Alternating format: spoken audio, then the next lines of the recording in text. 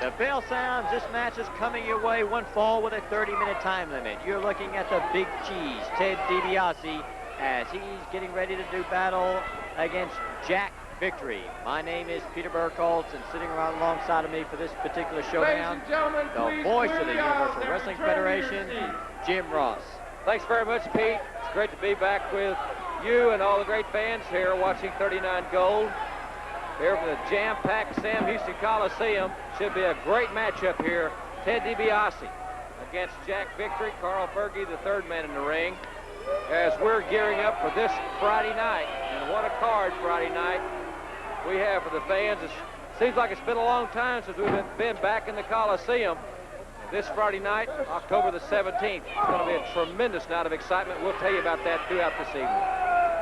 Featuring one of the superstars you're seeing in action right now. Regardless of how he makes out up against Jack Victory, DiBiase is in that showdown that's going to feature a country whipping. And that's going to be something to watch as he gets his opportunity to have a chance to teach Freebird Michael Hayes a few lessons. Can you imagine the size of the leather belt Ted DiBiase is probably going to find to use on Michael Hayes? Oh, it's got to be one of those big leather strap type belts, or perhaps a weight training belt. The country whipping match, for you fans that don't know what a country whipping match is, it's a no disqualification matchup, one-on-one, and the individuals, in this case Ted DiBiase and Freebird Michael Hayes, will come to the ring both armed with leather straps, and they can use those leather straps any way they see fit. And so that's what you're going to see when Ted DiBiase and Michael Hayes square off this Friday night. Leather straps will be echoing throughout this historic Coliseum, and you can bet the marks on the bodies of Ted DiBiase and Michael Hayes when that one is all over with. Ted DiBiase now sizing up the opposition in Jack Victory. We've seen Jack Victory in tag team action. We've also seen him in single action. He's a man you've got to be careful of inside the ropes, as Ted DiBiase has his reputation on the line. It's Jack Victory doing the crowding. Of course, Ted DiBiase has never taken his eye off that coveted UWF heavyweight title belt, as he has made sure that he is trying his best to continue to climb in the rankings. But right now, he found a way to slug Jack Victory. Victory thought he was safe outside the ropes, but he's going to quickly find out nobody's safe inside that barricade when Ted DiBiase's on the loose. And first flashing chop that time sends Jack Victory sprawling to the concrete floor here at the Coliseum. Ted DiBiase allowing Jack Victory any chance of resting. He is ready to do battle. Well, Victory took a couple of liberties with Ted DiBiase. A couple of cheap shots on the ropes, and DiBiase had all he could handle, and Victory really felt the blood of Ted DiBiase's ire on outside, and Victory again. DiBiase distracted ever so briefly by the official, and Victory taking another cheap shot. He's learned a lot by being around Hollywood John Tatum and Eddie Gilbert at one time. Of course, that situation's a long time over. High elevation by Ted DiBiase, and a drop kick by the Omaha, Nebraska native. And Ted DiBiase is so technically sound, and now DiBiase is certainly controlling this contest. And Friday night, with no disqualifications, you will see John and Jack Victory, the high school buddies, with Missy Hyatt at ringside. The men will go against Eddie Gilbert and Sting with no disqualifications. That match this Friday night. You know, Jim, it's important to point out that all these tremendous battles that we've been talking about the last few weeks do take place this Friday night in the Sam Houston Coliseum, including that added attraction of Missy Hyatt being stuck in that dunking tank, as she has 1 hour to fill from 6:30 to 7:30 to fulfill her commitment to Dark Journey. That's this Friday night at the Coliseum. This tremendous blockbusting card and regular ticket prices. That's the greatest, I think one of the greatest things of all, regular ticket prices. Missy Hyatt in the dunk tank from 6:30 to 7:30, and the fans will get their opportunity to really ensure that Missy is all wet. They said that, I think, a few times, among other things regarding Missy Hyatt. We've got quite a match in the ring right now, Jack Victory. Without a doubt, it's got to be one of the biggest single matches of his career, going up against a man with a world-renowned reputation like Ted DiBiase. A victory for Jack Victory would certainly be a feather in his cap, and that's probably a gross understatement, but it's certainly no small order to defeat Ted DiBiase on any occasion in any type match that he is in. Huge crowd here in the Coliseum, starting to chant Teddy, Teddy, Teddy, as they have grown to support Ted DiBiase 110%, because they know that DiBiase gives 110% when he steps inside that ring. Hacksaw Jim Duggan in the Orient. I got a letter from him the other day, Pete. He wanted me to be sure to tell all the fans, especially here in Houston, that he did say hello. He's looking forward to being back this Friday night. It will be Hacksaw Duggan, the missing link, and Chavo Guerrero against Devastator Incorporated, the one-man gang at 465, Bad Leroy Brown at nearly 400, about 380, and Savannah Jack with Akbar at ringside. What a six-man war that will be Friday night. And we've got a war right now in the ring. Give and take, as this is the type match that Ted DiBiase likes. That he doesn't like, as he was able to throw his entire body aimed in the direction of Jack Victory. Victory was able to barely get out of the way, and it's that left shoulder that went crashing into the metal ring post, as DiBiase's down outside on the floor, as Jack Victory now a little bit more confident. But you know, that's one of the tough aspects of professional wrestling for stars like Ted DiBiase. Every single time he steps inside the ring, that his opponent is geared up to pull the upset or to defeat him, because that reputation is so important. One-loss record is extremely important. The record is also quite obviously very important. So anytime you can beat a man with a world-class reputation like Ted DiBiase, it really is, I think, a boost in the career of any athlete. And Victory was a sleeper. The sleep hold, and it will be Victory and Tatum, I think, befittingly. No disqualifications against Eddie Gilbert and Sting. And another match that will be, I think, awesome. Worth the price of admission. I don't care what the ticket price would be. In the cage for the UWF Heavyweight Championship inside the Houston fence, Dr. Death and Terry Gordy. That will be one of the greatest matches, I predict, in the history of Houston wrestling this Friday night. And remember, it's all at regular prices. You know, all the fans are asking the question, can Dr. Death do it? Is he able to defeat Bam Bam Gordy and become the first man to be able to win 3 consecutive cage battles against 3 different opponents, one another? It's going to be a historic occasion. I think we saw some blood flowing from the head of Ted DiBiase. It looked like he had been busted open by Jack Victory. And DiBiase, who is a tremendous counter wrestler, but he works the best on the offensive. That's what he's got to get back on. And because right now it's Victory. And DiBiase reaching down into his bag of tricks, showing his vast experience. And that's one very unique and creative way to free yourself from the sleep hold predicament. As DiBiase now starts to battle back, he's taken a lot of punishment and that wear and tear of the sleep hold, but DiBiase is used to taking punishment, and he's even more accustomed to giving it out. Look at the way that he aimed those walnuts when they found their mark, as DiBiase falls through that vicious right arm fist to his, sending Victory down to the mat, as Ted DiBiase, again, a little bit... DiBiase moving in for the kill, but Victory showing that he is also gaining experience and expertise. And it was Victory that sent DiBiase sailing from the ring. Jack Victory, a former Pro Wrestling Rookie of the Year, as was the man you see in the ring, Ted DiBiase.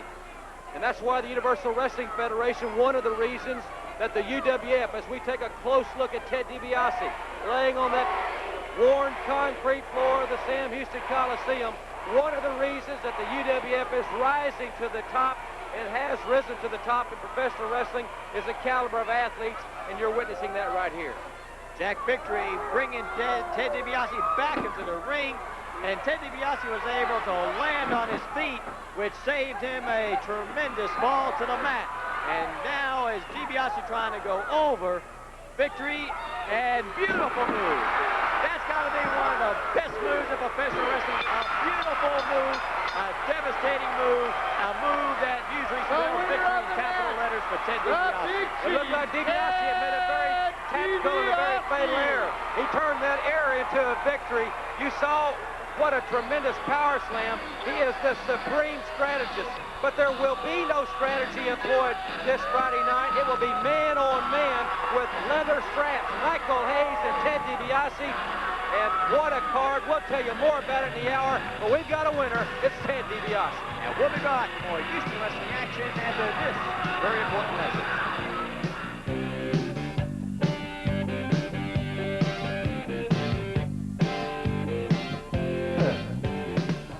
Down, DiBiase. It's just a fact that you know that every time that I walk in any arena or any place I walk on this green earth, that women look at me with lust in their hearts. And every time that we come somewhere you're ruling. See, you and Dr. Death used to rule this area. But that's used to, boy. Because the Freebirds came to the UWF, and we are the guys that sit on top of the mountain and look down at the rest. Now, you understand this. You've been bugging me, and you're bugging me for the last time. You say you want to get even? You want to show me how your old man showed you how to take care of a child when he didn't act right? Well, this ain't no child. This is Michael P.S. Hayes. And the P.S. this time ain't going to stand for purely sexy. It's going to stand for purely sadistics, because when the match starts, I get a belt, you get a belt, they ring the bell, we just go at it, and go at it, and I'm going to whoop you to death. You know, Hayes, you took it upon yourself to take a belt like this to my back. And it stung. It didn't hurt me near as much as the injury back in '81 that almost ended my career. The same type of injury that almost ended my partner's career. But all I did do, Hayes, is it poured a little salt. It added salt to the already open wound, the festering wound. The sickness that I have inside that's got to come out on you, Michael Hayes. They call this a country whipping match. And nobody appreciates a good old country whipping more than me. Where I came from up there in the corn country in Nebraska, they know what country whippings are all about. You get a belt, Hayes. I get a belt, Hayes. The bell rings, and we get after it. Be ready, because I'm going to give you a whipping your mom and daddy should have given you a long time ago. Well, you've heard what they had to say about what they're going to do. Now, be at the Coliseum on Friday night, and you will see that they are going to do what they say, because they have a strange habit of turning those words into violence and to action, and it is going to be solid action at the Coliseum this coming Friday night. I remind you that our tickets are on sale at all Ticketmaster and Ticketron, but they are also on sale at 1919 Caroline in downtown. That's at the corner of Pierce. Get your tickets early, but be at the Coliseum on Friday night. Successful tour of the Orient, defending that UWF title. He has come back to States, and boy, this is a tough way to come back to this country and having to put your belt on the line right up against one-man gang. But this, of course, is the tough schedules that face champions who travel around the world defending their belts, as the UWF title is a prestigious title respected throughout the wrestling world. As Terry Bam Bam Gordy, he knows that he is in for a real battle tonight, and he wants to do whatever he can to hold on to that UWF heavyweight title. You realize, Bruce, and fans out there, that Terry Bam Bam Gordy is the only UWF heavyweight champion in the history of the belt, because he won it back May 30th right here in the same Houston Coliseum in that controversial victory over Hacksaw Jim Duggan. Ironically, it was set by one-man gang. One tacked Hacksaw Duggan before that final match of that tremendous history-making tournament. He hurt Hacksaw Duggan and enabled Terry Bam Bam Gordy to win the title. But now, Terry Gordy has to face one-man gang. That's right, Pete. And ever since then, the one-man gang has been going around claiming that title, claiming that he is the man that should have been entered in that tournament, should have been in the finals with Hacksaw Jim Duggan or Terry Gordy. He feels he should be the champion now. So a question that was raised back on May 30th is going to be settled right now. And Terry Bam Bam Gordy, he can take the fight to anybody, as he is one of the few times that he's going to be facing somebody who's actually bigger. But Bam Bam has the nickname Bam Bam for a reason, and that's because he goes in there and he bam bams his opponent with those blows of the right fist or those kicks of his. He is the roughest, toughest of the Freebirds. Also, Pete, General Skandor Akbar has had one-man gang training for this match. And one-man gang just a few weeks ago is weighing in at 465 pounds, and the Generals had him training to get up to the 500-pound mark to be ready for this match. I don't know if he's met him. I believe the announcer announced him at about 475, and that's almost twice of Terry Bam Bam Gordy. The one-man gang, regardless how one-man gang makes out in this title match tonight, he will be participating in that wild six-man gang war taking place this Friday night at the Coliseum on that tremendous, blockbusting October 17th card, as he is just one member of Devastation Incorporated. Bad Leroy Brown returns to Houston Wrestling, along with Savannah Jack, as they, under the guidance of General Skandor Akbar, will go up against, and listen to this lineup, Chavo Guerrero, Hacksaw Jim Duggan, and the Missing Link. That's next Friday night. Right now, we've got one-man gang outside the ring, and Bam Bam is not going to give him a moment's rest, as Bam Bam is taking the fight right to him, as we've seen very few men able to take the fight right and gang. Hacksaw Duggan's one of them, and here we're seeing evidence of another. And also Hacksaw Jim Duggan's taking the fight to Terry Gordy many times. I don't think we're going to be seeing too many wrestling moves in this. Terry Gordy is getting ready to wallop into the one-man gang and try and take the big 475-pound man right off his feet. One fall battle, which means all it takes is one mistake, one quick move, one devastating punch or kick. As one-man gang now finding a place to send Bam Bam, misses with that clothesline, but Bam Bam shortened in, and he toppled the one-man gang. 2 and no 3, as we could feel the ground shake all the way back here to the platform when one-man gang hit that mat. Bam Bam now into the ropes, and General Akbar pulled on the boots of Bam Bam, and Carl Fergie now coming down on top of General Skandor Akbar. But one-man gang is chomping down as Terry Bam Bam Gordy, right now he's just playing outnumbered. That's right, he's capitalized on the misfortune of Terry Gordy and also the outside interference of General Skandor Akbar right now. Biting on that wound right now, he's working on it. He's biting on the forehead of Terry Gordy. What fans have got to remember is no one's been able to beat one-man gang yet. And as he has climbed up to the ratings that he has now earned this shot at the UWF Heavyweight title, as Terry Bam Bam Gordy, we have yet to see anybody defeat him since he's won that May 30th tournament here in the Sam Houston Coliseum. As now as Bam Bam's cut open, the result of those chomps across the forehead by one-man gang, who doesn't make any bones about it. He is out to win matches, and he will do whatever it takes to win the match, and especially with something like the UWF heavyweight title on the line. Pete, you don't see Michael Hayes at ringside. This is an all-important bout for Terry Gordy. It's for the title. General Skandor Akbar is there at ringside cheering on his main charge, one-man gang, but not Michael Hayes. He's absent from ringside. Well, you see, we have a jam-packed crowd here at the Sam Houston Coliseum, as they are a little bit silent right now, Bruce, because they really don't know who they want to root for. All they know is they respect both men's ability and their toughness, and they're sitting back and watching a classic showdown confrontation between two rugged individuals. There's not a big crowd favorite in this match, but they're sitting back and enjoying this type of confrontation. 5 minutes deep in this Universal Wrestling Federation heavyweight title match between the champion, Terry Bam Bam Gordy, and the challenger, nearly 500 pounds of one-man gang. It is a tough one to pick, Pete, and I think the fans here at the Coliseum tonight, I don't think they want either man to walk away with that belt tonight. I think they'd much rather see it around the waist of a Hacksaw Jim Duggan or Steve Dr. Death Williams. Bam Bam's out onto the concrete floor as Peter Renee, the official photographer of UWF, quickly gets out of the way those two big men as he is covering this story for the Mid-South Wrestling Bulletin, the UWF Wrestling Bulletin, as this is a big showdown for the title. Everything on the line, and Terry Gordy still suffering from that lacerated head of his as one-man gang confidently walks across, and now doing what he does so well, and that's using every ounce of his weight to his advantage. Carl Fergie's got his hands full down there. He's got to watch General Skandor Akbar also. He's trying to get the gang of Gordy back inside the ring to control this match and keep it under some kind of control. Now now as Bam Bam is thrown right into the ring post. Terry Gordy, the UWF champion, is in a tough predict as one-man gang, making sure Gordy makes it back in the ring, as he would like nothing better than to capitalize on the day's champion right now. Keep in mind that Terry Gordy is 280 pounds. He's around 6'5". He's a big man, but when he goes stacked up against one-man gang, he is giving away a weight advantage there.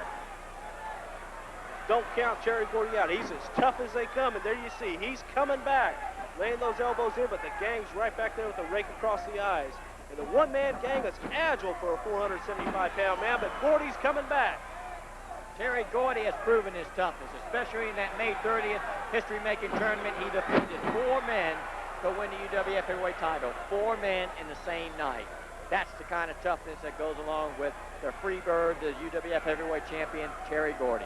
And one-man gang topples outside the ring, as one-man gang now has felt the barrage of Terry Gordy, as Gordy is living up to his reputation as a champion. Bruce, he is taking the battle right to one-man gang, and that is going to help his cause right there.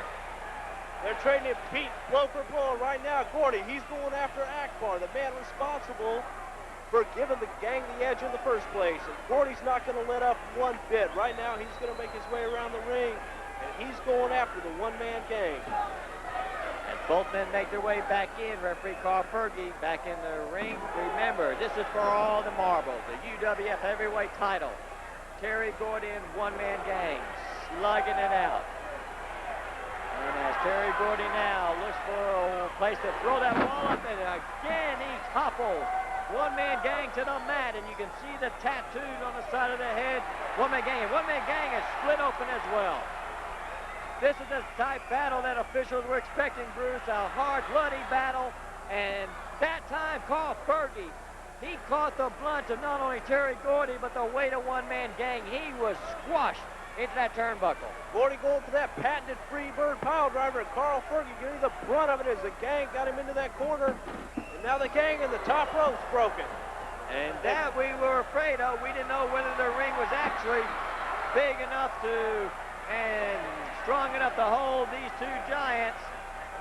One-man gang outside the ring as he toppled over the second rope, which is as tall as one-man gang is not a hard thing to do. That's as Terry Gordy now go for that Oriental spike. He's got it, Bruce. He's got the Oriental spike. General Akbar came in, and Gordy had the answer for General Akbar.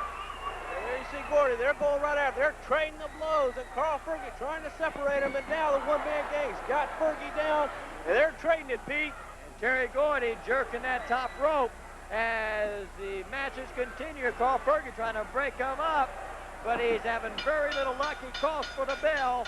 The bell is being sounded. General Akbar still in the ring as he sneaks up behind Terry Gordy. And one-man gang and General Akbar doing what they do best, and that's ganging up on Terry Gordy. And that time, one-man gang missed it with the clothesline, and Terry Gordy is outside the ring as the bell has sounded as we wait for the official verdict. A double disqualification. So this match, this Universal Wrestling Federation heavyweight title match ended in a double disqualification as we just saw the champion Terry Gordy go up the aisle, and now an upset one-man gang. Bruce, Terry Bam Bam Gordy took it right to him. That's right. We've also got an upset scandal where Akbar, you see the one-man gang going across the ring. They've got to be upset, Pete. They trained for this match, and Terry Gordy still remains UWF champion. So the issue hasn't been settled, but nevertheless, Terry Bam Bam Gordy is still the champion. We'll be back with some important wrestling news in just one moment. Pulling the tights of Terry Taylor, the referee down counting the shoulders. No way he could see that the tights were being pulled, but Buddy Roberts, as a result of that maneuver, became the new Universal Wrestling Federation television champion. We got him. He ain't got the leg hook. Here comes Bobby Bum with the save. So that would also be a normal disqualification under normal rules. The Fantastics are bloody. They've been battered the last few moments in their titles. hang in the balance here on the Universal Wrestling Federation. They go to shoot them together. They hook arms. Went for a punch. He ducked it. And Tony Rogers slipped under with a sunset. That's it. Was that a 3 count or did Sting stop it? He got it. He got the 3 count. That was lightning. I'm not sure.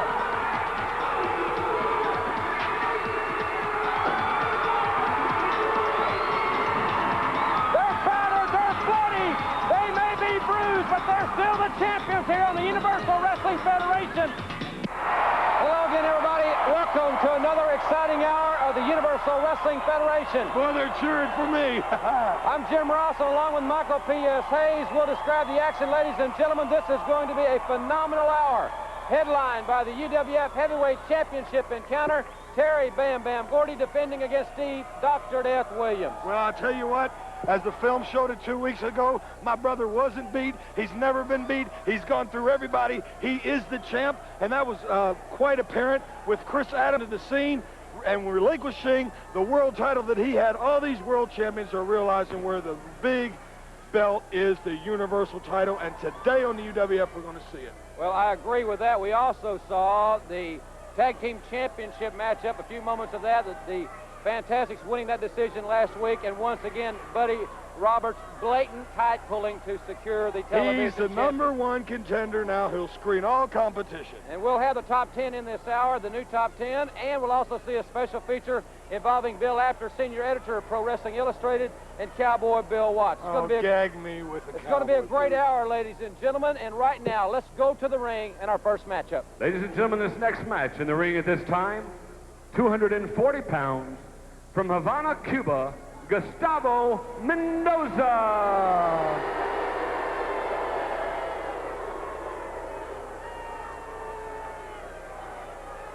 He always has that cigar in his mouth. I wonder if that cuts down on his wind. I wonder if Fidel watches his man there on satellite down in Cuba. Our program airs in Puerto Rico. Very pleasant hello to you folks. Gentleman, Chris Adams making his way to the ring. You can see a phenomenal crowd here at Barton Coliseum in Little Rock, Arkansas, during the Arkansas State Fair. Chris Adams making his second appearance here on the Universal Wrestling Federation, and Savannah Jack made quite an impression on Chris Adams last week, as Akbar thinks And entering the ring that at Chris Adams' 235 super pounds, kick is inferior to Savannah Jack. England, gentleman Chris Adams. One fall with a 10-minute time limit. You know, Chris Adams coming to the UWF just kind of reminds you of the USFL players migrating back to the NFL. They want to be where the money is at. They want to be where the big-time things are going on. And him, you know, the world did hold his version, whatever. He was never beat for it. He had to relinquish it because he had failed to make a date, so he was never beat. Now he wants my brother's title. He can forget it. Well, he is a tremendous athlete. I think you'll agree with that. And, hey, I will agree with that, and also I know from experience that guy does have a super kick. Just a few moments, ladies and gentlemen, we'll have a special feature from WrestleFest 86 and the Tulsa State Fair. We'll also have our new computerized UWF Top 10. And we know who will be at the #1 rankings. We know who's the champ, and that's what Adams, he really doesn't care. He will go tooth and nail with you. If you want to fight, he'll fight. You can bet he'll start working his way right up those top 10 rankings.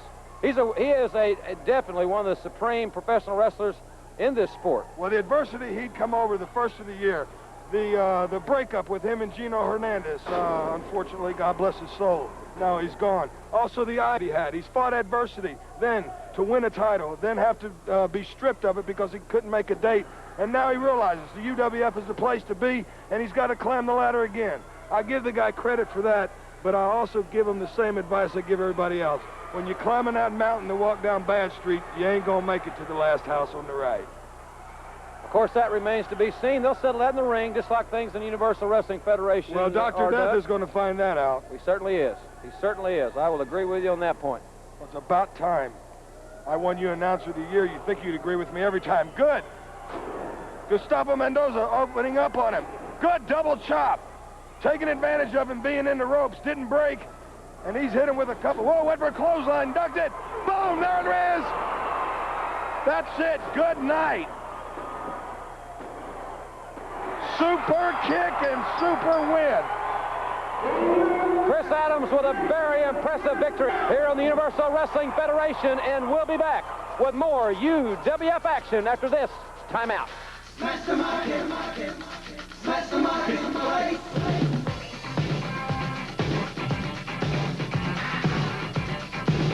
Heavyweight title, Steve Dr. Death Williams battles Freebird Terry Bam Bam Gordy. A country whipping match, Ted DiBiase faces Michael P.S. Hayes. A six-man gang war, the one-man gang. Savannah Jack and Bad Leroy Brown battle Hacksaw Jim Duggan, the Missing Link, and Chavo Guerrero. The TV title's on the line when the new champion, Buddy Roberts, faces Terry Taylor. No disqualifications as Hollywood John Tatum and Jack Victory battle Hot Stuff Eddie Gilbert and Sting. That's this Friday night, October 17th, Sam Houston Coliseum, 8 p.m. Plus, we will have Missy Hyatt in the dunk booth from 6:30 to 7:30 p.m. before the matches get underway. That's Friday night, October 17th, this Friday. Tickets on sale, 1919 Caroline on the corner of Pierce. We're open Friday from 9 in the morning till 4 in the afternoon. Tickets also available at all Ticketmaster and Ticketron outlets. You should be there.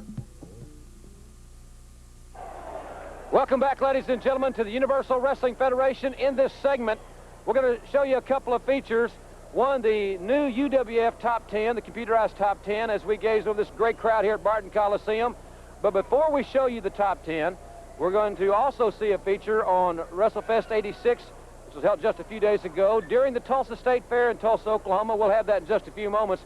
But before we go to that, Michael, right here in this very city, Little Rock, Arkansas, I mentioned this a couple of weeks ago, your meeting with David Lee Roth, the meeting of the rock and roll minds. Well, you know, the Freebirds and David Lee Roth known for Jack Brothers and Jack Daniels. A lot of it went down, but I'll tell you what I want to talk about and what I want to see is the end of Steve Dr. Death Williams. This should be his last chance. It was proven last time that you are not the man you think. You don't have guys helping you. You don't have a head coach or a wrestling coach, and you can't beat Bam Bam, boy. Well, ladies and gentlemen, that will be coming up in just a few moments. But right now, before we show you the Top 10, let's take a look at the Tulsa State Fair and WrestleFest 86.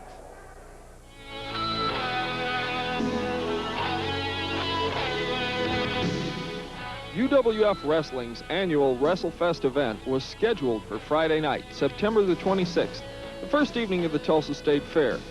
Well, if you've watched any national newscasts lately, you'll know just how much rain has come down in Oklahoma recently.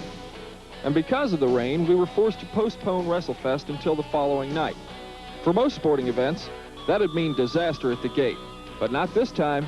7,000 loyal fans lined up and filed into the fairgrounds grandstand as if to say, rain? Who cares? I want to watch wrestling. As it turned out, the rain held off and WrestleFest 2 went off without a hitch.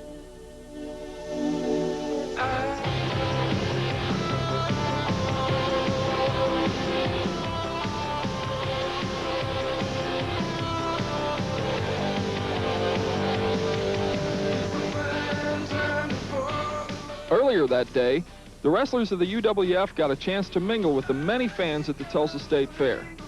Due to the worst rainstorm in a century, there weren't many days when Tulsans could enjoy the festivities. But we hope the wrestlers helped to add back some of the fun that those folks might have missed out on. And don't you miss out on the UWF Top 10. That's coming up next.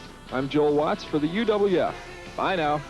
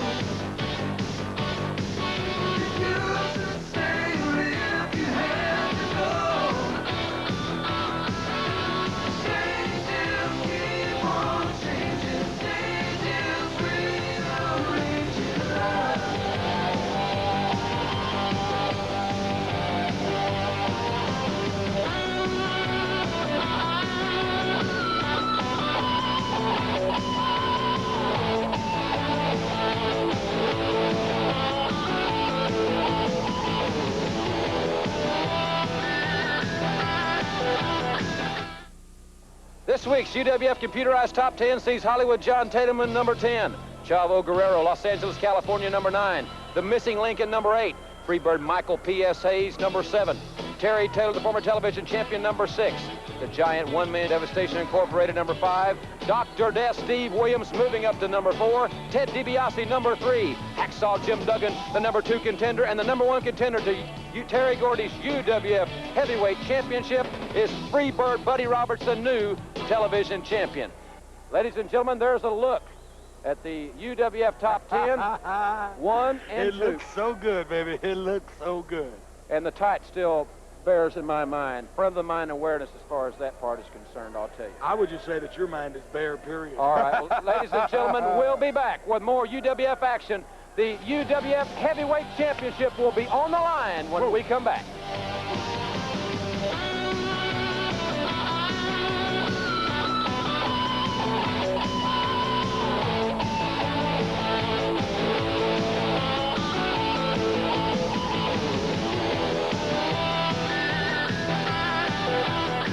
Federations are available by mail. T-shirts of Hacksaw Duggan, Dr. Death, Terry Taylor, The Fantastics, Bad Street USA, and the official UWF T-shirt. Each shirt only $12. Also available by mail, color 8x10s of Ted DiBiase, Terry Taylor, The Fantastics, Jim Duggan, The Freebirds.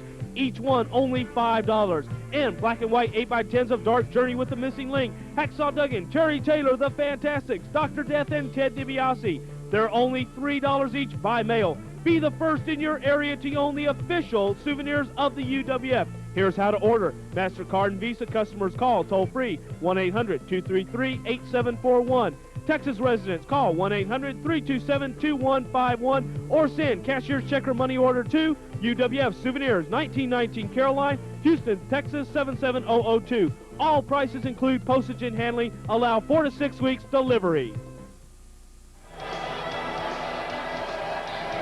Welcome back to Barton Coliseum in Little Rock, Arkansas. Universal Wrestling Federation action. Jim Ross and Michael Hayes with you as Terry. There he is, The Bam Bam Gordy. the champ. He will be defending the UWF Heavyweight Championship against the awesome challenge of Steve Dr. Death Williams. That rematch as a result of the decision rendered just a couple of weeks ago when neither man was pinned. The match was quickly signed. Bam Bam Terry Gordy and Steve Dr. Death Williams. The UWF Heavyweight Championship will be on the line in just a few moments. You know, we've definitely, Terry and Buddy and I all watched that film, and he's ready for that belly-to-back move. UWF Heavyweight title match. In the ring at this time, the current UWF Heavyweight Champion, weighing 296 pounds, from Bad Street, USA, Freebird Terry Bam Gordy. There he is, the epitome of professional wrestling, the champ, the Universal Wrestling Federation Heavyweight Championship. And you hear the music in the background and the roar of approval of the fans here from the land of opportunity in the great state of Arkansas. Steve Dr. Death Williams will be making his way to the ring, and this match will be contested in one ring. Two rings sitting side by side in preparation for the big two-ring battle royal. And Dr. Death looks in magnificent condition as he's jogging his way to the ring. He better be in magnificent condition. It usually is anyway, but it's going to take more than that. It's going to take a brain. And it's going to take deep digging. And in the ring at this time, the challenger at 270 pounds, former four-time All-American wrestler from the University of Oklahoma, Steve Dr. Death Williams. One fall, TV time remaining. Hey, wait a minute. Is that who I think it is? What's Hacksaw Jim Duggan doing going down to the ring? President of the Double G Lumber Company making his way to the ring. He ain't got no business there. Now look at me. See, I'm not getting in the way. How do you know Michael, he has no business being there.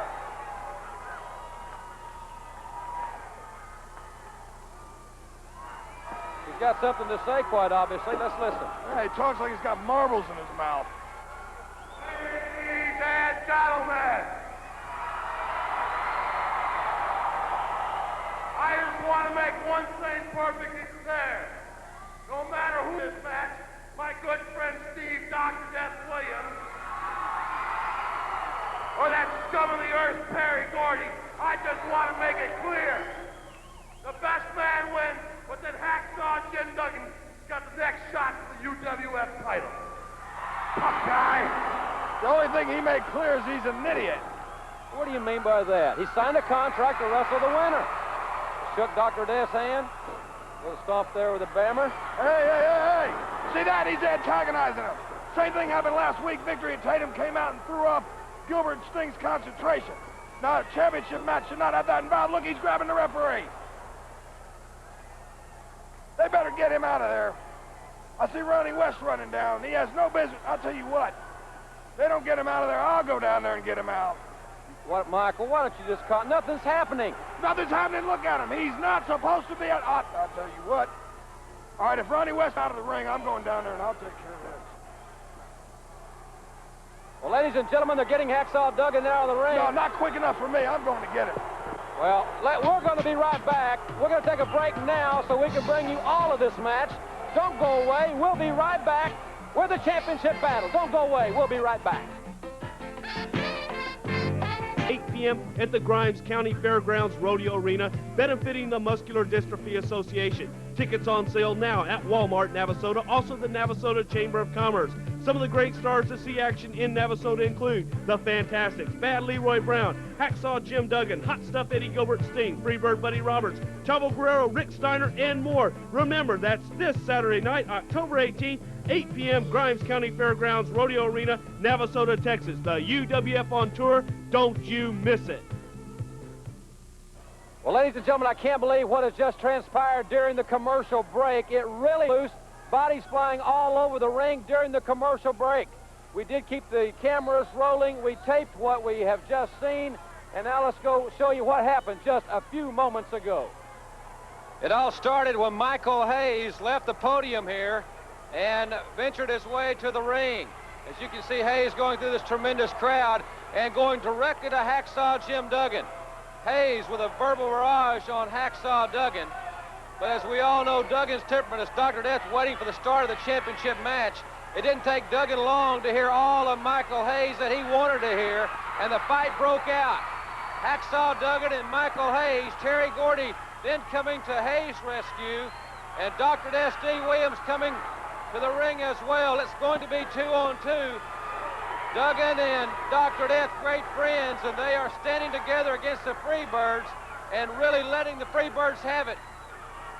Remember, the champ was supposed to start moments ago, but it has really broken out. Michael Hayes going to the ring, and now you see Terry Gordy hammering Hacksaw Jim Duggan.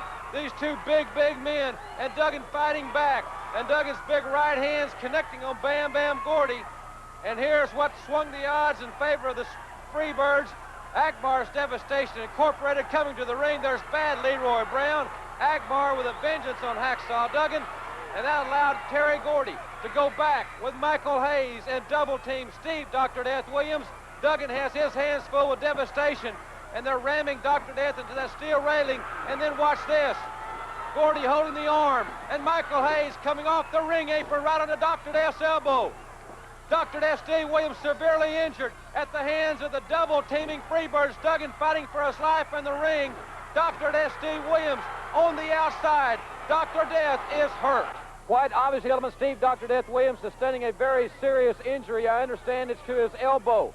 And his big opportunity here seemingly has been ruined at the hands of the Freebirds. General Akbar was at ringside, and I don't know if well, there's Dr. Death Steve Williams' music, so evidently he's not going to let this injury prevent him from going for the goal. And he's on his way to the ring. Steve Williams is taped up, but he is a stallion. He's played with pain before with the Oklahoma Sooners, and his arm has been heavily bandaged. The good doctor is coming back, and Terry Gordy is not wasting any time and taking over on Steve Dr. Death Williams in this battle for the UWF Heavyweight Championship. It has a one fall or television time limit. Terry Gordy now, and very opportunistically, taking over on Steve Dr. Death Williams. You can see the Doc's arm has been heavily taped, and the big stallion from Norman, Oklahoma is fighting back on Terry Gordy. He knows what's on the line, but so does Gordy ever so well, and Gordy kicking that injured arm. Remember, it all started with Hacksaw Duggan very simply coming to the ring and making a statement that he had signed a contract to wrestle the winner. It really broke loose during the commercial break. You have seen what has happened to this point, and right now, Dr. Death, and it apparently he has virtually no use whatsoever in his left hand, his left arm, his left elbow was really hammered. You saw what happened on the railing with Michael P.S. Hayes and Terry Bam Bam Gordy. That double team tactics, that's typical Freebell. They've always got something in mind. They're very opportunistic. And Bam Bam, a version of the spinning leg lock, only this time very adeptly applied to the injured arm of Steve Dr. Death Williams. And except for the very brief offensive flurry by the good doctor a few moments ago, it has been all Terry Gordy.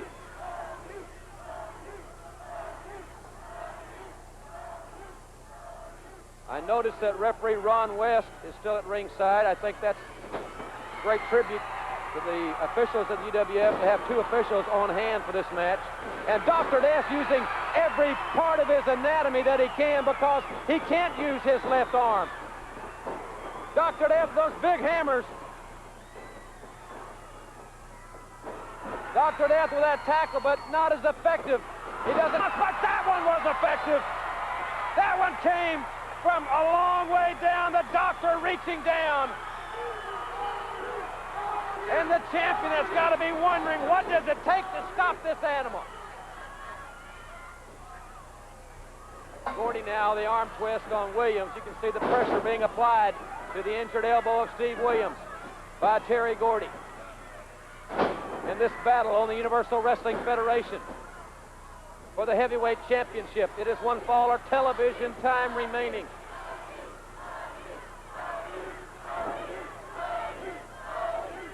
Short arm scissors by Terry Gordy, and he has worked on no other part of the anatomy other than that injured arm. And look at him rake that knee right across the elbow and the tricep and bicep area of Steve Dr. Death Williams as Doc is holding on. The pain that he's got to be staining now has got to be excruciating.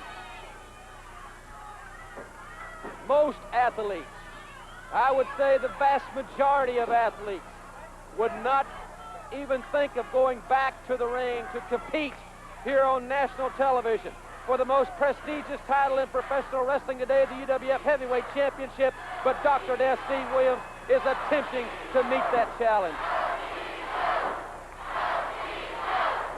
You hear the crowd here at Barton Coliseum in Little Rock, Arkansas. Go, Steve, go. But Dr. Death at this point is trying to hold on. Gordy, great camera shot there, burying the knee into the arm of Dr. Death, and his face tells the story. Gordy hammering away back on Dr. Death's arm, but look at Doc fighting. Look at Williams fighting with everything he's got. And Gordy goes down with a bewildered look on his face. Williams goes for a high-risk maneuver, and Gordy moves out of the way. Not a sound tactical move for Dr. Death, and he re-injured his own arm right there, and Gordy right back on the attack.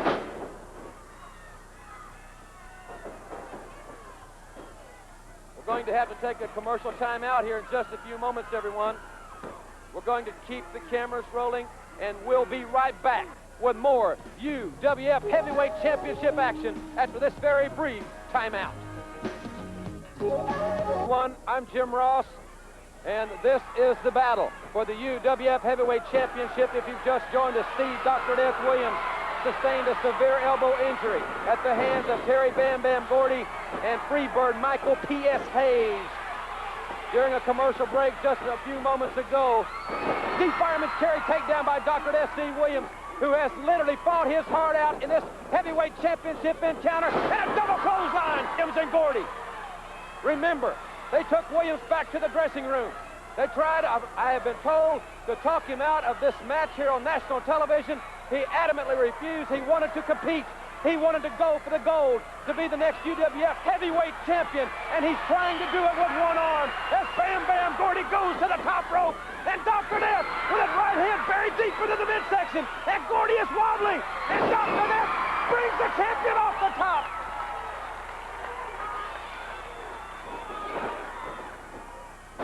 Dr. Death with a modified flying body press.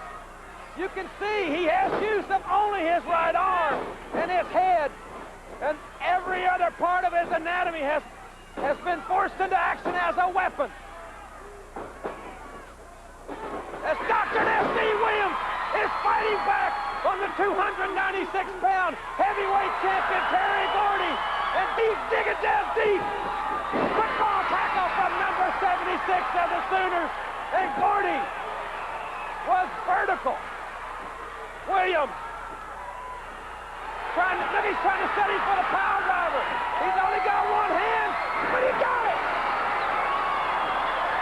It may not have had the full impact. He only had the use of his right arm, but Steve Williams shows everyone he is a stallion. He's going for the goal. Look at him trying to pin the man. It's instinctive. It's like a pit bulldog. They're bred to fight, and Dr. Steve Williams is a thoroughbred. He is a winner. He is fighting back, and he is in the ring with one of the most awesome athletes in professional sports, Terry Gordy. What a clothesline! He nailed him.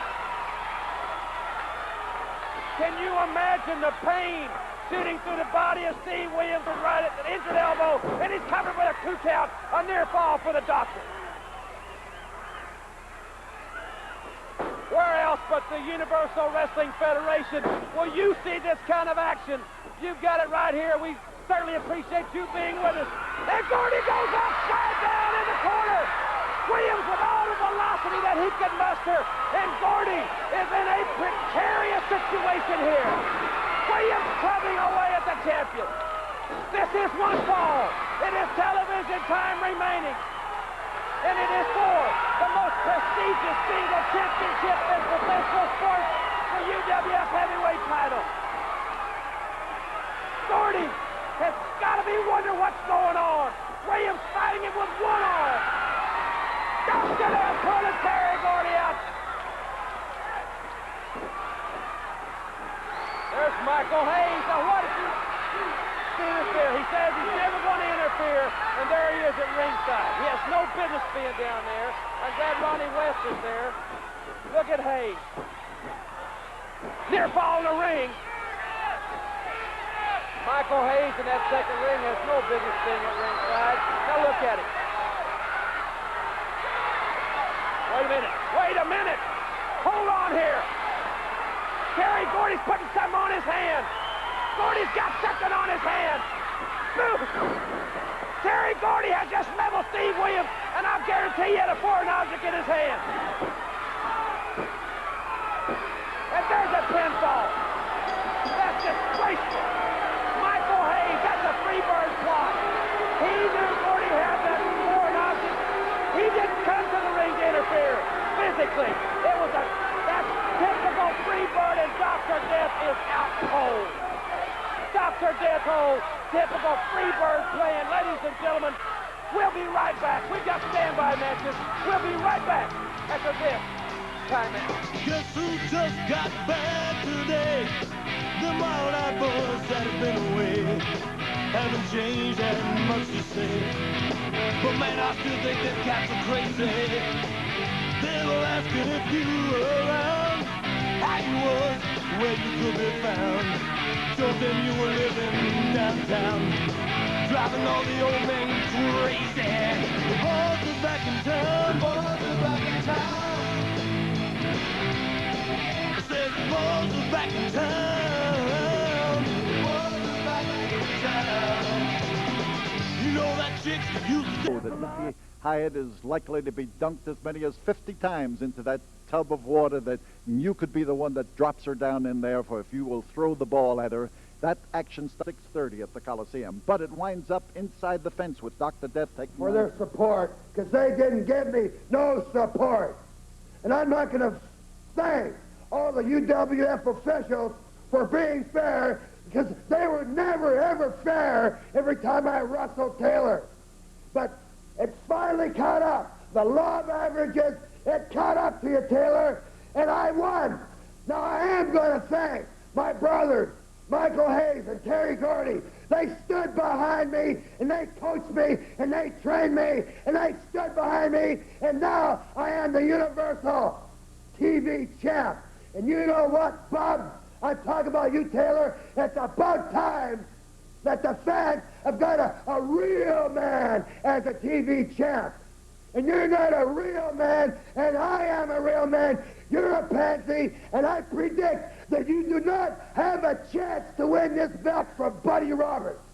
Buddy Roberts is the new Universal Wrestling Federation television champion. I almost choke on it saying those words because of the way you won it, Buddy Roberts. Now the Freebirds have the bargaining power. They're in the pivotal position because Buddy Roberts is the policeman for Terry Gordy. You have to beat Buddy Roberts to win the television title, plus you have to do that to get to Terry Gordy. Well, Buddy Roberts, you stole that belt from me, but I can't cry over spilt milk. What's happened has happened. But Buddy Roberts, I can darn sure do something about it in the future, because this is a rematch. I can't wait to get my hands on that little scrawny neck of yours.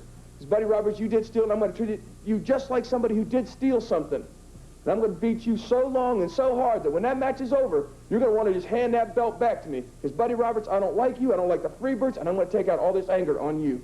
Missy Hyatt for a day. Well, I spent a whole day with Missy Hyatt, but I saved 1 hour for you people. For all of you that wanted to take a shot at Missy Hyatt other than myself, this is the dunking booth. And you in 1 hour. So all of you come on down, try out your right arm, take a shot at Missy Hyatt, because Missy Hyatt, I think you're all washed out.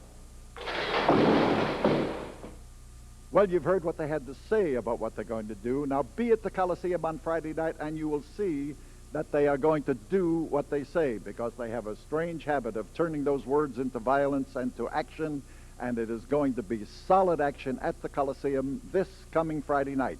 I remind you that our Congratulations, everyone, for Barton Coliseum in Little Rock, Arkansas. This place still abuzz over what we have just seen. Typical Freebird plan, no doubt about it. Michael Hayes knew exactly what he had to do when he came to the ring. Terry Gordy with the foreign object, knocking out Steve Dr. Death Williams. It took quite some time to get the good doctor to his feet and to the dressing room. I'd like to welcome at this time Hot Stuff Eddie Gilbert, the Universal Wrestling Federation. Eddie, welcome to the program. Thank you, Jim. It's very proud honor to be here tonight. Well, we're going to have Eddie here, ladies and gentlemen, to add his insight and expertise in tag team wrestling. You're going to see a great tag team matchup in just a few moments, but before we do, Cowboy Bill Watts has recently won a very, very prestigious award presented by Pro Wrestling Illustrated. In just a few moments. Big deal. Well, it is a big deal. Big deal. No, it really is a big thing, and we're very proud of the president of the UWF. And now let's go to that feature with Cowboy Bill Watts and Bill Apter, senior editor of Pro Wrestling Illustrated. For Pro Wrestling Illustrated magazine, this is senior editor Bill Apter, and today I'm in the UWF for a very special reason, a very special presentation, as a matter of fact. This, as you know, is the beautiful Man of the Year trophy, beautiful Man of the Year plaque that every year is given to someone who does something above and beyond the call of duty. And this year, for Walking Tall for America and all the countless numbers of charitable things that this man has done, editors have given the plaque this year to this man right over here, Walking Tall, Cowboy Bill Watts. Congratulations, Well, thank you, Bill. It's really a distinct pleasure. You know, as you reach the twilight of your career, possibly in the ring, to get something like this that's kind of saying, well, everybody kind of backs what you're doing, because as far as I feel, this really represents the heart and the feeling of the Universal Wrestling Federation. We feel as a group, it's almost like a crusade, because the wrestling fans write us constantly about what they think about the Universal Wrestling Federation, the athletes, the action, the pace. And all of these guys, as hard as they work and as hard as they go, they have always given of their time to the crippled children's hospitals, to the Vietnam memorials, to the different situations, a lot of times unheralded and unpublicized. And to get something like this from you, and you coming all the way from New York to make the presentation, it really gets me because, again, like I say, we feel that what the Universal Wrestling Federation is all about. We are the People's Wrestling Federation, and we are what they want to see, and that just gives you that fire to keep on trucking. And you are the man of the year. For Pro Wrestling Illustrated, this is senior editor Bill Apter. See you at the matches. Well, ladies and gentlemen, there you see Hollywood John Tatum and Jack Victory along with the beautiful Missy Hyatt making their way to the ring. And that's, I think, one of the reasons that we have asked Eddie Gilbert to join us here, because they'll be in tag team action against Iceman King Parsons and the Missing Link here on the UWF. And I don't know of anyone that knows Jack Victory and Hollywood John Tatum any better than you and your partner, the man that they affectionately called, or maybe unaffectionately called, Crayola Face. Yes, thank you very much, Jim Ross. You know, first of all, of course, I do know Hollywood John Tatum and Jack Victory better than anyone else, and that's the reason why Sting and I have nothing more to do with these guys. But I want everyone's attention to be on this pretty, beautiful young lady. The most beautiful. I know her better than anybody else knows her, Jim Ross. It's John Tatum, huh? Well, all right, comment. well, yeah, please. No comment. Ladies and gentlemen, this is a tag team matchup. Hollywood, California, Jack Victory. And his partner weighing 240 pounds from Hollywood, California, Hollywood John Tatum. I must say, and in the ring with them, Missy Hyatt. Look at her. How can you not look at her? I think she hates to take his robe off, Are you going to be able to calm down now? I don't know. She's got... Make sure they get good camera shots of Missy. Yeah, they'll get cameras. They get a wide-angle lens on Missy, I guess, but be that as it may, Bang Your Head blares in the background. There you go. And in a few moments, you're going to see one of the most unorthodox, I would say, in pro wrestling today. Dark Journey will bring to the ring the Missing Link and Iceman King Parsons. It will be a tremendous tag team affair. You can bet on it. Because Dark Journey and Missy are at ringside. That always adds a lot of excitement, because wherever they are, well, I don't think there's any building in the country where you put them both in, if it's a restaurant, a department store, or an arena, that they're not going to lock horns. Yeah, but Missy always has you beat, yeah, because she's the most beautiful of the two. She can fight better than the two. She looks better than the two. She is just the greatest of the two. Well, we brought you here for your opinion. You're certainly giving it to us. If they get after it tonight, Missy's not too, she doesn't have her fighting attire on. And that... Fight anything, Jim, believe me. Well, and in the ring, okay, Eddie. 235 pounds from St. Louis, Missouri, Iceman King Parsons. This is certainly an experience, I'll assure you. And his partner, 270 pounds from parts unknown, the Missing Link. In the ring with them is Dark Journey. One fall with TV time remaining. Ladies and gentlemen, this is our first standby match. Beautiful Missy Hyatt. There it is. Awfully serious, and she should be serious. The Dark Journey staring at her across the ring. That's the reason why she's serious. Well, it's going to be Hollywood John and the Iceman coming from St. Louis, Missouri. You know, Jim, I also got to say that I know this kind of sounds a little bit crazy probably to you and the rest of these people, but I'm almost in a position here. I'm almost ready to cheer for the Missing Link and Iceman King Parsons, because, you know, Jack Victory and John Tatum, to me, cost Sting and I the return UWF title bout last week here against the Fantastics, because they psyched us out. It was their fault we lost the match. Excuses, maybe? No. Reasons? No, it is the truth. Michael Hayes even said here and said it, and he's a man of truth. Oh, well, and he tells the let's truth don't even all the get time. into that situation. Michael hasn't been here in the last several matches, and I haven't even thought about it. Okay, I just want to tell you that. Look at it. Michael's going to have his problems with Steve Williams once they review that tape.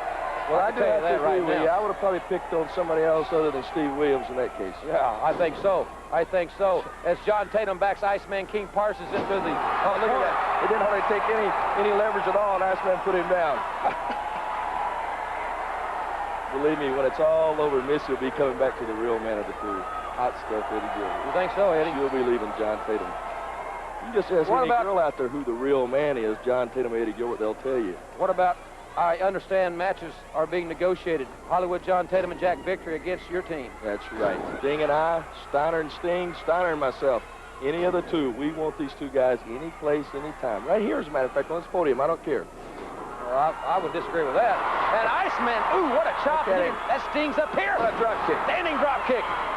Jack Victory right on the jaw. Eddie Gilbert's ecstatic. It's nice to have someone up here that's in a good mood every now and then. This is great. Look at him down. Iceman Link doesn't even have to get in the ring. Iceman's got them both down. Iceman did a little style in there, strolling. I think he walks like that down Main Street in St. Louis. Yeah, he has all the people boogalooing behind him. KDNL, the folks watching us this Saturday morning in St. Louis. Coming up, ladies and gentlemen, this Sunday in Oklahoma City at the beautiful Myriad Center. Also, the national television taping this Sunday night in Tulsa at the Convention Center. Big events coming to Lake Charles, Louisiana.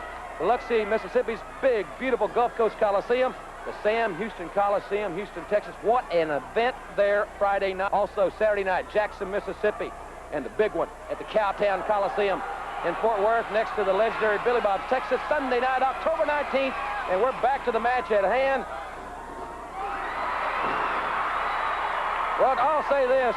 Maybe you psyched them out, Eddie, being on the podium, because nothing has worked for Tatum and Victory thus far. I don't think Missy's really ecstatic about what she is seeing. And the old southpaw. Look at that. What I left. Jim, the people couldn't see Tatum and Victory's faces when they walked up here by us, but they got scared to death when they saw my face. Ooh, the missing link with that headbutt. The Iceman put the southpaw, put that left hand on him. The left hand connected, and then the headbutt of the missing link. And I don't really think you can categorize his head as a headbutt other than maybe a battering ram. You throw anything into it, it'll bounce off. Missy Hyatt, very stoic at ringside, cautious with Dark Journey there. Dark Journey moving around very freely, and Hollywood John may wish his back on Hollywood and Vine right now. Cannot compare with high stuff. Well, ladies and gentlemen, I've just been notified that we must take a television timeout.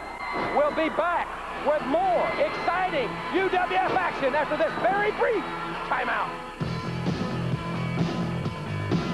With hot stuff, Eddie Gilbert and Hollywood John Tatum buried the knee into the kidney area of Iceman King Parsons. Very dirty move on the part of John Tatum, I think, Jim. You would never do anything like that, Ed, right? Well, the only thing I know, Jim, if that had been John Wayne, he'd have never stooped that low. Do you think, Pilgrim? Oh, I don't know about that. Oh, Lord. Jim, do you think maybe if I do my John Wayne for Missy, that'll win her over? I don't know, Eddie. I have no idea what Missy likes. What do you think if I do my Howard Cosell for her? I don't think that's going to get it either, and this might not get it for John Tatum as Ice Parsons kicks out. I think it's going to take more than that, Ed, just to be honest with you, my friend. Well, Jim, I've got many, many more of those, and before the show's over, I promise we'll get some more in, too. All right. I just tell you, I cannot wait till Iceman King Parsons gets to the corner and tags him instantly, because I hope John Tatum's in the ring when he comes in. Well, right now, Iceman definitely needs to make a tag. You know, ladies and gentlemen, next week here on the program, the Fantastics will be back with us, along with Ted DiBiase, the new UWF television champion, Freebird Buddy Jack Roberts. Isn't that something? Buddy Roberts is new television champion. Yeah, the way he won. I'm not taking anything away from Buddy's ability, but the way he won it was a blatant cheat. That's all there is. Plus, we'll be talking about the first UWF Pro Wrestling Illustrated tournament right here next week. That's going to be a big thing, and we'll be talking about that big news in pro wrestling. We'll have that next week here as well. Back to the match. Tatum come.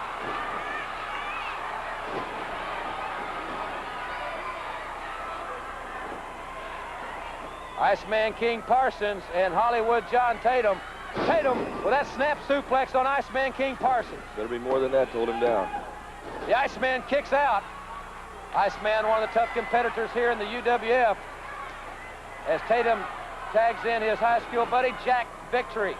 You know, Jim, John and Jack kind of remind me they ought to be presidents of my fan club or something. If you ever notice, they always do stuff imitating myself. I haven't noticed. They're always strutting around. They're always wearing jackets and robes like myself, trying to wear sunglasses or getting down. They're trying to look like Hot Stuff Eddie Gilbert. There's only one Hot Stuff Eddie Gilbert. They can't even come close. Iceman King Parsons fighting back. Iceman King Parsons fighting back. This is our first standby match, everybody, and this was, they're really competing here, and Iceman going for the coup de grace. Jack Victory. It was a smart move, exactly right. I just hope Missy stays out of the way of the action. That's the only thing I hope. Well, I tell you, the way she's dressed, so do I. Yeah. I tell you, well, seriously. There it is, what I told you, right here. Ooh! The head. But Missy Leak with a battering ram, that head. Look at him. Holy goes! Get him! Eddie Gilbert. This is one time, Jim, I'm for him. Look at Missy. Look at Missy. She can pull my leg anytime. Yeah, she's pulling a lot of legs. Oh, look at Journey now. He's running after her. Oh, look at him. Oh. We're just about out of time, ladies and gentlemen. Oh, Missy, get out of there. Missy! She's going to hurt Missy. She's going to hurt Missy. Somebody help Missy. Ladies and gentlemen, we're out of time. We'll see you next week right here on the UWF. We'll see you next week, everybody. Well, you know, Eddie Gilbert, you talk such a small man. But we're going to see just how big you are. It's you and that big, dumb, steroid head Sting against me and my beautiful partner, Jack Victory, in a no disqualification match. That means we can do anything we want to do to you, you idiot. I think we ought to just all stay together instead of like, I mean, it'd be better because then we could all be together You know, and not have to fight against each other. I won the titles for them in the first place. They got no appreciation for that, right? You wanted a title. I went out to try and get it for you, and that stupid Eddie Gilbert messed it up. But there ain't gonna be no mess-ups this time, Eddie. It's you and me and that stupid Sting and Jack.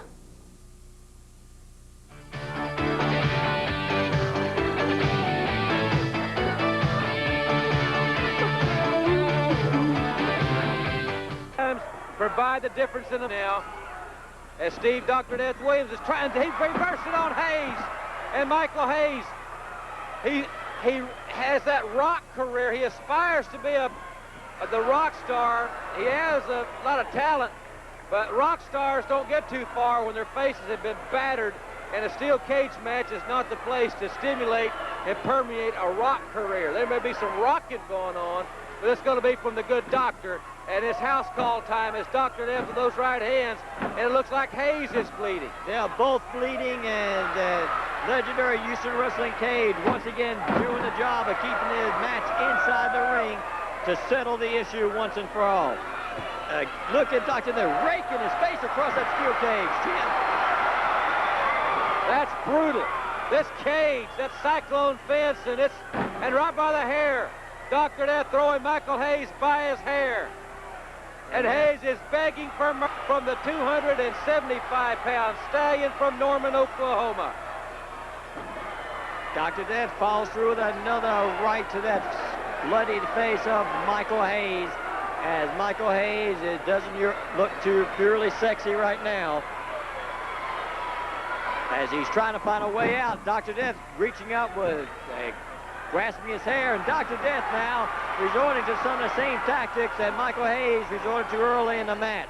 When you get inside the steel cage, Jim, you've got to fight fire with fire. And it is a career-threatening match anytime you sign a cage match. Hayes and Dr. Death both do it. Dr. Death certainly knew it, and now he's tying Michael Hayes up into those ropes, and Hayes is in dire straits, and we're not talking about money for nothing. We're talking about in jeopardy. He is in trouble. Hayes is bleeding. He's tied in the ropes, and Dr. Death, remembering to him a few weeks ago, he remembers the hospital stay. And that slap across the face is more the revenge that Dr. Death is looking for. This is an opportunity he's been waiting months and months for, is to get one-on-one with Michael Hayes, who he blames as being the mastermind of the attack that put him in the hospital. And Dr. could very well be right, but that time, that crashing in the turnbuckle didn't help Dr. Death's cause at all. I think the key point there, too, Pete, was the fact that Dr. Death was setting Hayes for a pile driver. And I can almost assure you, if he could pile drive him once, he'll pile drive him as many times as the strength in his body will allow him, and try to put Hayes out of action, not just temporarily, but for good. As Hayes now trying to set Dr. Death for the pile driver. And Dr. Death on pure strength with able to reverse it. We've got Dr. Death on top. We've got one, we've got two, and Michael Hayes kicked out in just the nick of time. But I think you're right, Jim. Dr. Death would love to pile drive Michael Hayes several times and possibly leave the business card to the doctor that saw fit to recuperate with Dr. Death, because he would love nothing better to send Michael Hayes on that same recovery trip that he had to go on, a painful, drawn-out recovery. I think it's very interesting to note promoter Paul Bosch right at ringside in this match, keeping a close eye on this situation. He was the man that reluctantly allowed Dr. Death to go about his quest to rid the area of the Freebirds via the cage match. Dr. Death setting him up, and that is the type, form, and style that caused Dr. Death to be named an All-American at the University of Oklahoma in that offensive line. And now as he sets him up again, Michael Hayes saw him coming and moved. As charging, Dr. Death goes crashing into the ring post. Dr. Death, a high-risk maneuver. If he could have nailed Hayes, it would have been all over there. No doubt about that. But Hayes, the veteran, a 27-year-old veteran, he knows all the tricks. Now Hayes is getting back on the offensive. He knows how to take over. He knows when to take over. But he has sustained so much punishment. Does he have anything left? That's what remains to be seen in this contest. Referee Tommy Gilbert checking up on the cut on Michael Hayes' head as he continues to bleed. And the match continues, and once again the chant by the 8,000 strong here at the Coliseum, OU. The pile driver, he landed with it. He landed with a pile driver, and it could be true.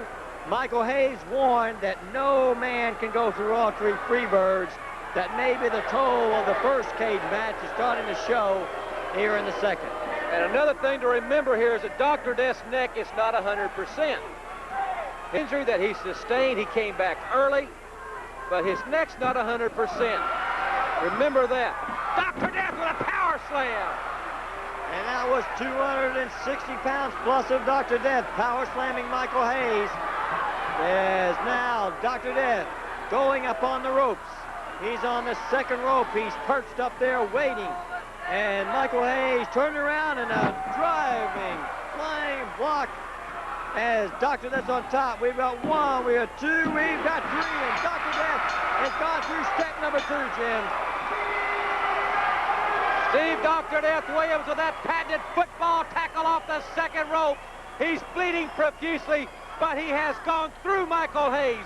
He will get Terry Gordy in the cage. It will be for the UWF Heavyweight Championship. Dr. Death is 2/3 of the way into what people said was the impossible dream. There was no win 2 cage matches and get to the third situation, but we have got an all-out, well, this situation, the crowd several thousand strong standing. Dr. Death is triumphant in the steel cage in the Sam Houston Coliseum. Michael Hayes has been defeated in a bitterly hard-fought battle with Steve Dr. Death Williams. As Terry Gordy now going into that cage, and he's attacking Dr. Death. Well, Terry Gordy has come into the cage. The match is over. Steve Dr. Williams has won the match, but Terry Gordy has come in, and we've got both referees inside the steel cage. Now comes Ted DiBiase, as Terry Gordy not happy with the fact that Michael Hayes lost, for one thing, and number 2, that he is now going to have to face Dr. Death inside the steel cage. DiBiase comes in, and he's even the score. DiBiase's there with his partner, but Hayes with a cheap shot from behind. Dr. Death lost a lot of blood. He's weak. Well, DiBiase and Dr. Death have an extra grind, and now look at that belt. The belt has come out as he lashed it across Ted DiBiase. You can hear it. And you can hear it through the loud noise here at the Coliseum as he continues to whip Ted DiBiase. The match is over, but the battle is not. DiBiase fighting back. Dr. Death is fighting Terry Gordy as we've got all 4 men in an unscheduled battle. Hayes, the belt was flying. DiBiase's got a belt. Hayes was lashing him. People are throwing belts in from the audience. And the country whipping showdown is set. Bam Bam and Dr. Death locked horns. But brother, they will get it on in the fence for the title. Look at the belts coming in from the audience. Country victory whip, and it's all on the line. And Dr. Death's victorious. He'll get his match. Nobody thought it could ever happen, but Dr. Death will make it happen in the gold. And if Dr. Death can do it, he's going to make professional wrestling history inside the steel cage against Terry Bam Bam Gordy for the Universal Wrestling Federation heavyweight title match. Don't you dare miss it. What a tremendous feat so far. He's won 2 cage battles, 1 cage battle away from making history. 1 cage battle away from making history. He's 1 victory away from becoming the new UWF Heavyweight Championship. It will be decided inside the steel cage. You need to be here, Houston. Boy, oh boy. This is the one I've been waiting for. This is the big one. Bam Bam. In Houston, Sam Houston Coliseum. The big cage. The dangerous cage. The cage they all talk about in Houston. Bam Bam, you and me. 2 birds down, 1 to go. It's going right down my street, not Bad Street. You talk about brother, I'll walk down Bad Street, take all the signs, and I'll knock at the door at the last. Excuse me, I gotta get tongue twisted. But I'd knock at that door at the end of the street and kick it down. Let me tell you something, Bam Bam. You're going down in Sam Houston Coliseum, and the people are gonna be going nuts. It's been good to have you with us, ladies and gentlemen, and you saw action inside that cage, and you know the kind of action that's going to take place with Bam Bam Gordy and Dr. Death Steve Williams. And, of course, get there early and dunk Missy Hyatt. Get there by 6:30, but the wrestling action starts at 8. We'll be back again, of course, next week on Saturday night and Sunday morning, and we wish that you will be right here with us. So long, everybody. Houston Wrestling was brought to you by... What I'm doing here. The first item, women's lingerie, I feel almost a little... They're just nice. Sure. Oh. All right, little women's lingerie. These are musical panties.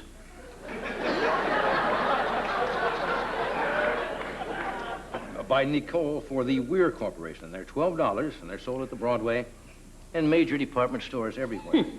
Now, for example, if you pick one of these up and you press the little button here. All right, excuse me.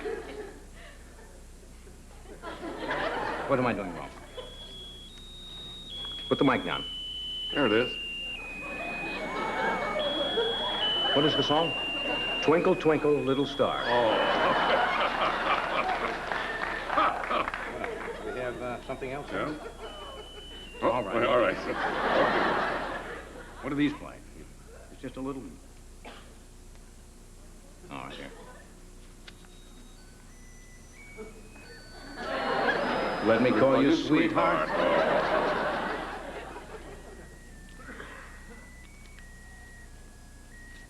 All right. I don't know what I'm doing wrong here. What happened? I think that's when the Saints go marching in.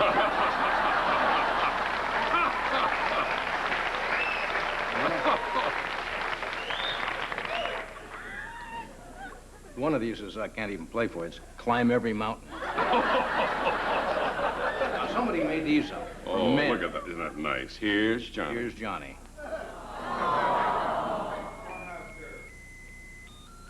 What is that? It's a small world. It's a small world.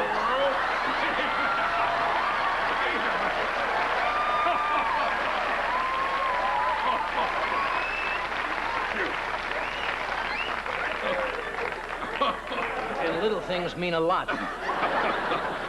Okay. Here's something that's pretty disgusting, but they're kind of fun. Called Ooze It. $2.99 each, sold through Ace Novelty in Los Angeles. Now look at this. Green-looking thing, and you squeeze it, and look what happens.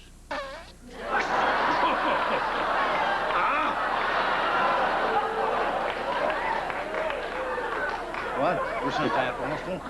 Now, what is this one? Then you can take the top off, and you can refill them with more of this goose. You have to take this off, and they just... The same thing? Well, no, this is just... Now, Ed squeezes this? No, oh, you have to fill that first. Oh, I see. This looks like you New Year's morning. All right, what do we got here? This is called the coughing, spinning ashtray. If you're trying to get somebody to quit smoking, this is $22.99. And it's from Play With It in San Francisco. And you put a cigarette up. That's what the place is called. That's the name of the store, Play With It. All right.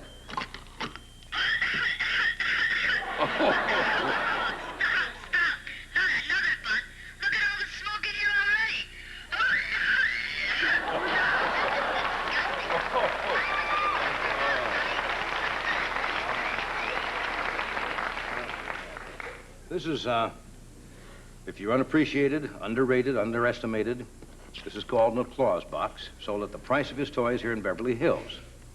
And you just open this little box here and you press this. Oh, you have to get one of those. More. That's great. What do you think of that?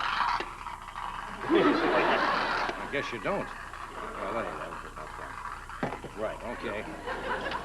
That sells for $18. All right, thank you very much.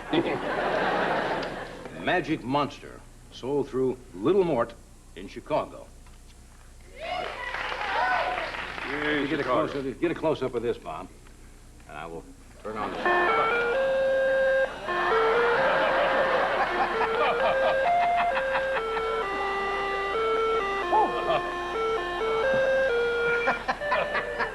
Like somebody had the luncheon special at the commissary. This is called Fanfare.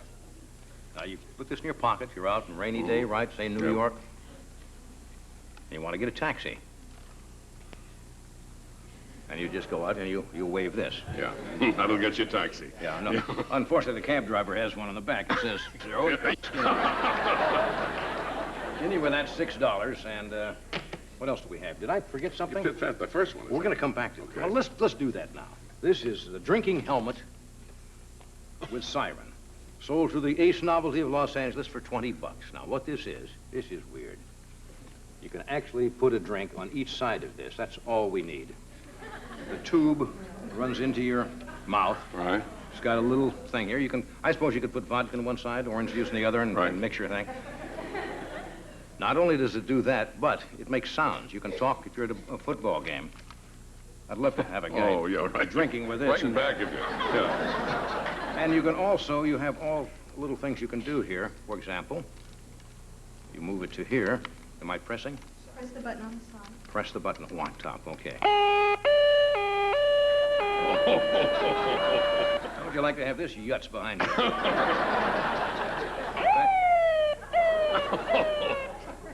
And you know what happened? Once a guy get one of he'd use all this. Sure. Or you can go over just to, all right. Or you can actually talk to the crowd. Yeah. The fans in front of you can yell at. This is weird. This is how you put this on.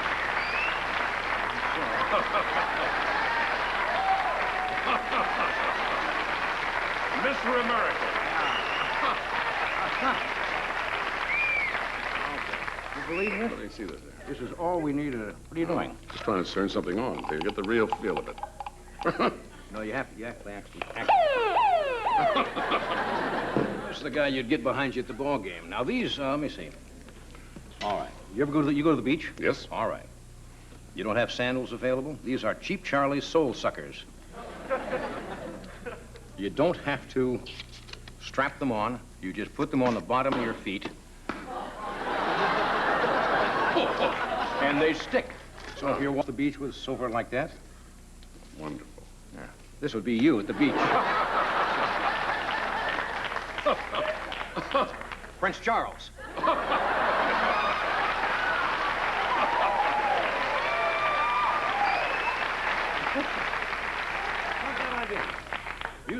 Musical mirror. You pick it up. Sold at the Music Box and Clock Shop, or Shoppe. It's S-H-O-P-P-E. Was that shop or Shoppe? Very expensive Shoppe. Yeah.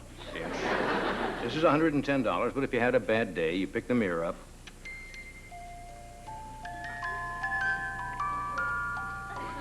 Place, everything is beautiful. In its own way. They have, what does this sell for? $110. $110. Yeah. You can get a trio to come in and play for that. See these? What is this? This is called Marriott Hotels. It's sandwich notepads. Does it look like real bread? You open it up, and you have little lunch notes. Oh. Okay. It's $24 a loaf, or $3. That's right, they come in a loaf, or Individually $3 wrapped. for individually wrapped sandwich, $3. Good for writing an obscene BLT. All right, now, some guy sat in his basement working on this. This is called Paddle Pung by Wayne Cox Woodworks in Houston, Texas for $6.99. Here's a little small, I guess, what, tennis court or ping pong table, and it's for very lonely people. Very good. Who sit and play. Featured in the Hermit Olympics coming up. So, we got time for one more, quickly? All right. You ever lose your keys? Yes. All right. This is a thing called Beep and Keep. $19 each, the Sharper Image Catalog of San Francisco. You're in a room, you put your keys somewhere, you cannot find them. Right. You don't know where they are. What is the solution, pray tell? Well, what you do when you lose them? You clap your hands 4 times in rhythm, and that beeps. Okay. Right? Yep.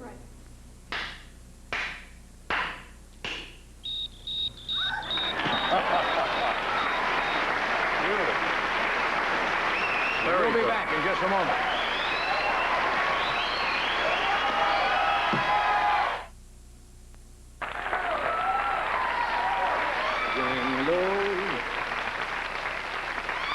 Weird Al Yankovic will be out shortly, as will Charles Nelson Riley. But my first guest, I'm sure you all know, he's a bright young movie actor, who, as I mentioned before, in a very hot movie out this summer called Back to the Future.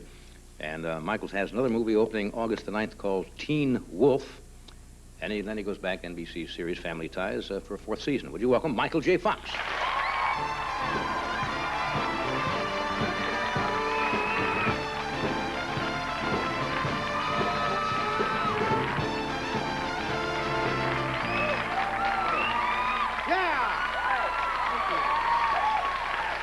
So glad. What? I'm so glad. I don't need this little thing. You don't need a stool? No, the little thing that comes out. Yeah, I'll My use that feet are on the occasionally. ground. Do you get tired of people in articles referring sometimes to your short stature? Not really. It's, I've always been short, so especially around this guy. Yeah, it's 6'4". Yeah, you're a big guy. But no, it's always kind of worked in my. When I was a kid growing up, if if like a friend was locked out of his house, I was the guy who could fit through the bathroom window, or I was the guy who could crawl down the grate and get the ball. So it always worked to my advantage, and I started acting when I was 15, playing like 10-year-olds. Yeah. And so it's always worked for me. So I just look people in the eye and tell them it's okay with me. Did you get to be a certain age and still think you were going to grow, and then it just? Yeah, yesterday I harbored the fantasy for a few minutes. I went maybe.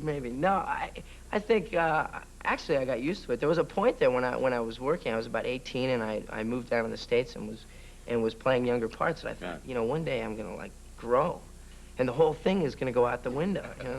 So. Never happened, huh? Never happened. I did when I was about, I guess about 15, 16. I got into a thing where I thought if I ate a lot, that I would grow. So I did a lot of power eating and. Worked for Ed. Yeah. Well, I grew out this way. No. I was about 4'11", 140 pounds. I've read people about once they would try to get in the police department, and they would be like a half an inch short, and they would actually try to stretch by hanging from a bar or something, but from. Right, they have this other thing called rolfing. A guy was trying to sell me on this one, said he knows how to make people grow. It's called rolfing. He said you lie down on a table, and they hit your back with a little hammer. So I told him, get out of town. I'll be okay. Put your hammer away. I think I like it like this. You originally came from Canada? Right. Right. Yeah, Vancouver I'm from. How old were you then? Well, I left Canada when I was 18, but I spent the first 18 years of my life there. I've been here for a quarter of my life now. It's hard to imagine. I've been here for 6 years. Did you get a job right away? Yeah, I worked right away for about the first year. I did a series called Palmerstown, USA, and Right. I did like Family and Lou Grant and all that stuff, and then I just stopped working for a while. That's really traumatic sometimes when things are going well and you're getting paid pretty well. Yeah, you think you're And then Howard all Hughes. of a sudden it stops. Yeah, it just one day they kind of went, well, you know, it was fun hiring him, but let's hire someone else now. So for about a year and a half, I didn't work very much at all. And because I'm Canadian, I was only allowed to be an actor here. I wasn't allowed to do anything. I couldn't go to Ralph's, you know, and box groceries. So. Oh, that's right, because you have to get a certain Yeah, card or you have something all these come in. permits, and I had like a special ability visa, was what they called Right. it. So it sounded like I had ESP or something, but it's just, I was an actor, but Do you have any money put away? yeah, I had to put away in like a lot of restaurants, and I had to put away in. Would you now? If you didn't work for almost a year? Yeah, well, I did little things. I mean, I did a movie in Canada called Class of '84, which was, I think, about a bunch of students who axe murder their teachers. You know, that was a highlight of my career. But that was about. I was doing little things like that, and I was just trying to get by. You know, I had a sectional couch that I was selling section by section. Oh, you're kidding? No, I Selling off the furniture? I sold. There's an actor who lived in my building, and I sold him my couch section by section. He still has it, I think. We're going to take a short break, but we're coming right back. Stay where you are. Thank you, Doc. We're talking to Michael J. Fox. Did you finally sell all the sectional counts, or did you? Yeah, I had one little bit left. And then all of a sudden I you was got a going to job. have it bronze. But That's kind of nice. You didn't get away. You didn't get totaled. Yeah, no, I still had a little bit left. You're having a real good year. Most actors, when they've had those lean periods and they get something where they've got some bread coming in, go out and say, okay, now I'm going to buy something I've wanted. Right. You know, just out of luxury. Did Well, you do that? When I, when things weren't going that well, I used to always hate when some young guy about my age would drive by in this, those sports cars, really fancy sports cars with the big tires and everything. I hate those jerks.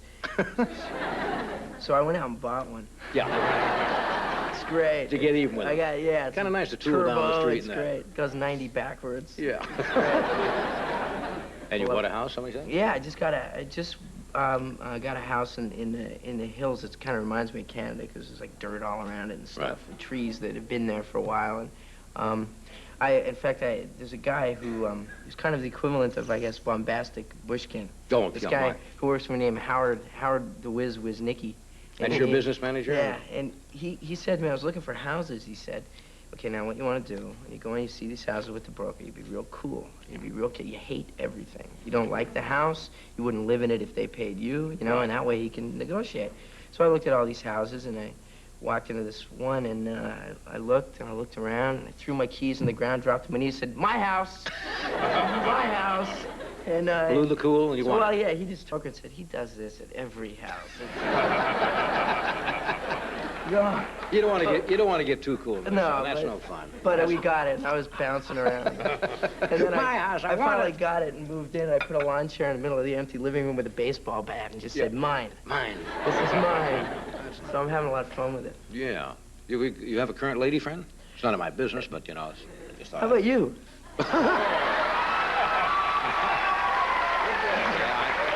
Yeah. Yeah, you do. Yeah, I do. Yeah, I have a current lady friend. How about you? There's there's an old saying, somebody hands you a hot potato, you hand it back, hand right? it right back. Who are you seeing, by the way? Because What are you, one of those tabloids or something? Right. No, I mean, you're a good-looking young man. I mean, you've got a hit now, and you're... Actually, there's someone that I've seen for quite a while, but because I'm so busy, I have a lot of room. Yeah. Sure. So anyway, did you see any of Wimbledon? Was that Becker kid? Boy, you're really changing the subject. No, he was... I have a feeling you have a revolving door in your new house. Why do I get... Anyway, let's talk about the picture. Okay. It's a fascinating premise. One goes back and sees their parents right. when they were young. What he actually does is he goes back. He has a friend who's a mad scientist played by Christopher Lloyd, who's just funny man. Great. Yeah, he's a maniac. He's great. Christopher Lloyd, if you don't remember, played Jim in Taxi. Yeah, it was Jim. Yeah. Disturbed, Jim Jones, disturbed. Yeah, he was great.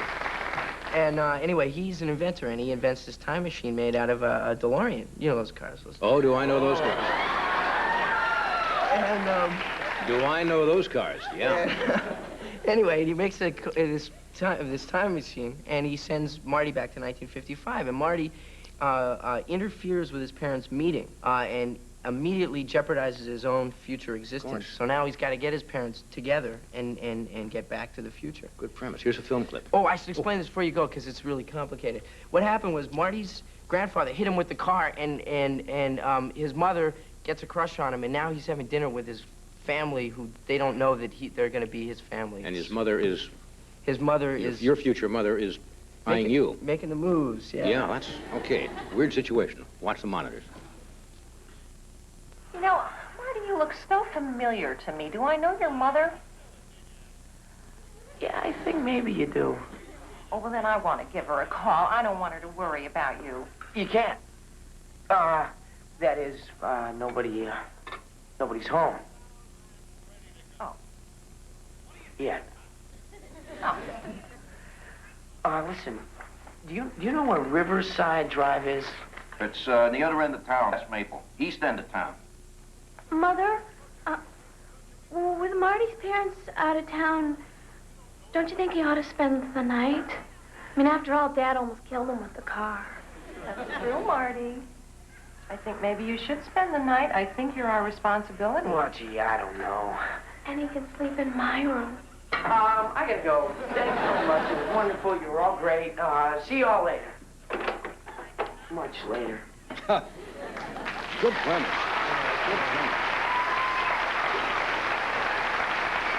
Anyway. So your next picture comes out when? You follow this one? August 9th. August 9th. Yeah. Congratulations. Thank you. Okay. Thank you. We're going to take a break. Weird Al Yankovic is standing by. We'll be back. It is now silly time. My next guest is known for his parodies and send-ups of rock and roll hits, and he's playing the Greek tomorrow night. Has a new album called Dare to Be Stupid. And his Showtime special starts next week. We want to thank the producers of the new Motown Review for letting Al be here tonight, because he's been dashing between this studio and that studio, because he's going to be on their show, which airs August the 9th at 9 p.m. Are you ready for Weird Al Yankovic?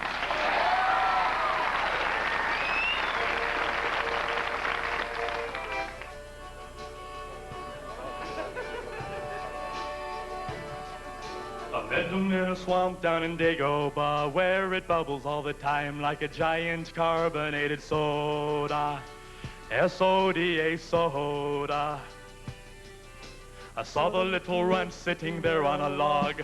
I asked him his name, and in a raspy voice he said, Yoda.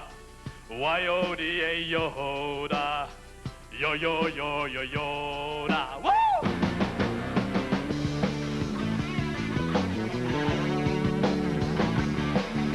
Well, I've been around, but I ain't ever seen a guy who looks like a Muppet, but he's wrinkled and green. Oh, my Yoda.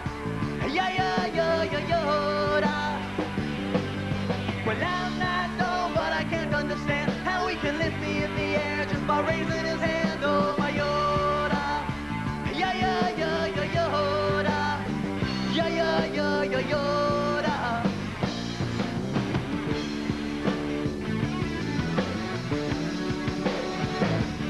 Well, I left town just a week before, and I never ever been a Jedi before. But Obi-Wan, he set me straight a course. He said, go to Yoda and I'll show you the Force. And I'm not the kind that would argue with men, so it looks like I'm gonna start all over again with my Yoda. Yoda. Yoda. Yoda.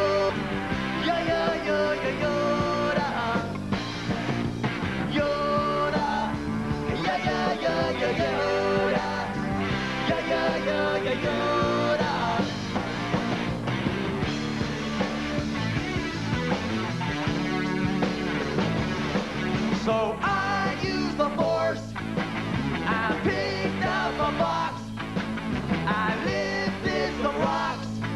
When I stood up ahead, but I won't forget what Yoda said. He said, Luke, stay away from the darker side. If you start to go astray, let the Force be your guide. Oh, my Yoda. Yoda. I know Darth Vader's really got you annoyed, but remember, if you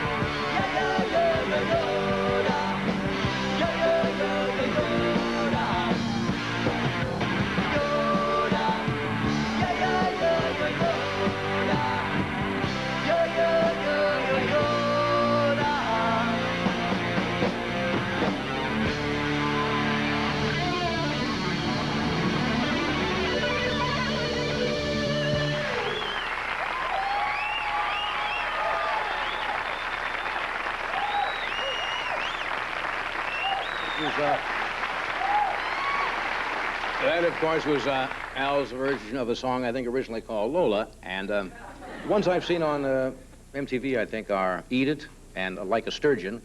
But now some members of our Tonight Show band are going to join Al for a medley of, of rock and roll hits done polka style. Weird Al Yankovic.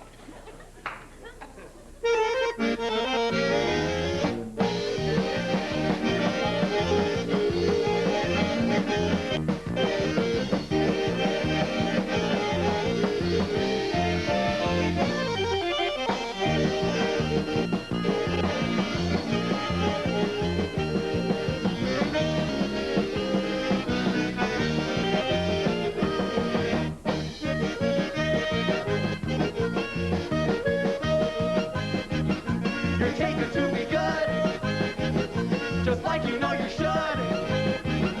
You get me on my knees. Please, baby, please. She looks so great every time I see her face. She put me in a state of shock.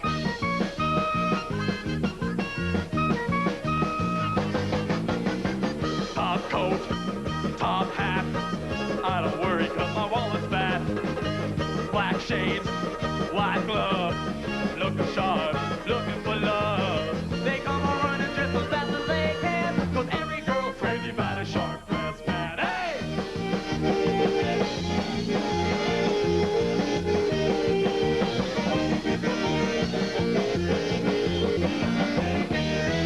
Oh, what's love got to do with it?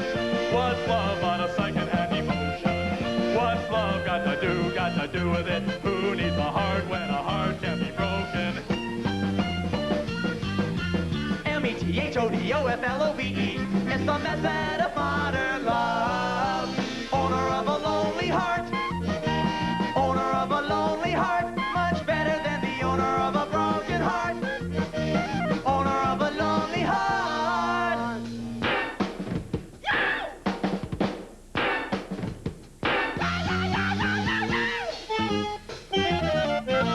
We're not gonna take it.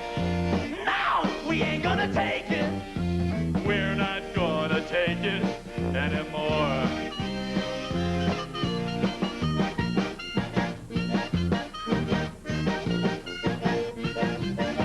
Non sei Luftballon in un Dreck zum Horizonte und der Uber saß bei mir im Homesick zu ein jener bei.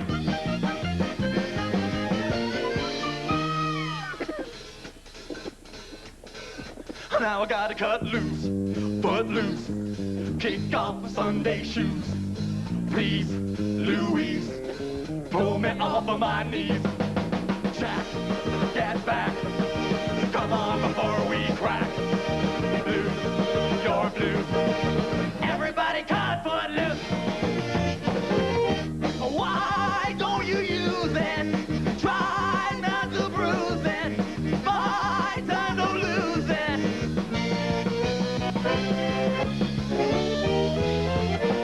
Bang your head.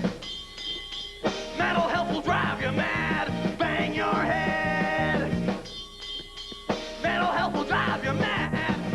Relax, don't do it when you want to go to it. Relax, don't do it when you want to come. Relax, don't do it when you want to say to it. Relax, don't do it when you want to come. When you want to come. When you want to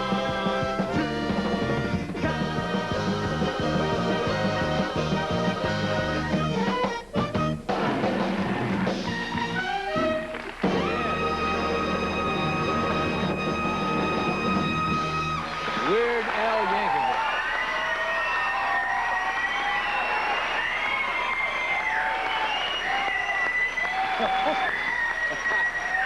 Okay. Thank you, Weird. Thank you. You tell the guys in the Tonight Show band really felt at home there. Especially Connie Candoli and Pete Chrisley. We'll be right back with Charles Nelson Riley.